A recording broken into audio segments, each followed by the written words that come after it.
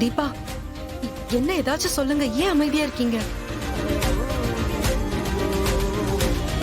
இவங்க சொல்றதை நீங்க ஒத்துக்கிறீங்களா? துளசி,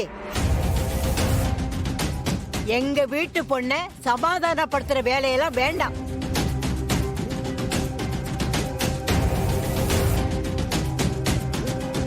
அவளுக்கே இப்பதான் புத்தி வந்திருக்கு. நாங்க சொல்றதை எல்லாம் கொஞ்சம் கொஞ்சமா இப்பதான் காது கொடுத்து கேட்டுட்டு இருக்கா. நீ அதை கலத்தி விட்டுட்டு போயிடாத.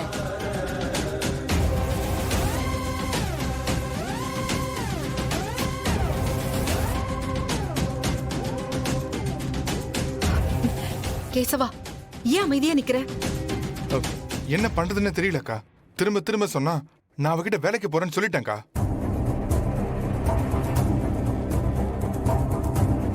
தீபா, என்ன தீபா, என்னென்னமோ பேசுறாங்க.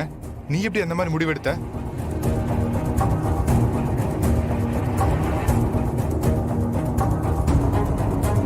ஏன்பா இப்படி கெஞ்சுறதுலயும் வருத்தப்படுறதுலயும் ஒன்னும் விளைஞ்சிராதுப்பா. முடிவெடுக்கணும். அவங்க சொல்றதுலயும் நியாயம் இருக்குல்ல.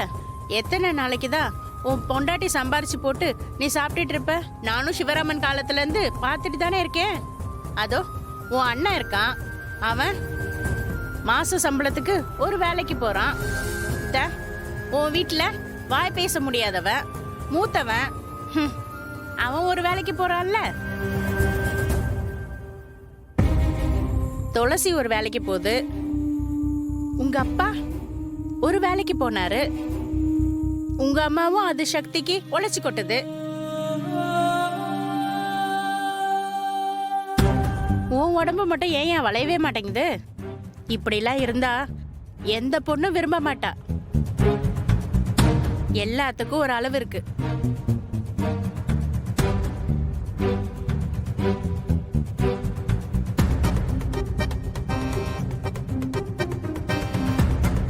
இல்ல, நான் வேலைக்கு போறேன்னு சொல்லிட்டேன்.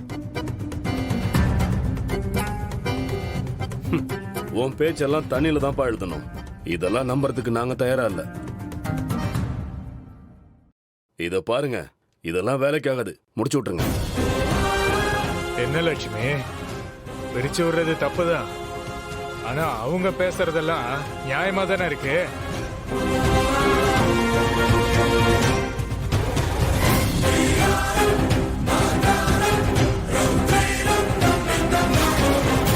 நாங்க இந்த காரியத்துக்கு வந்ததே இந்த விஷயத்தை பத்தி பேசுறதுக்காக தான்.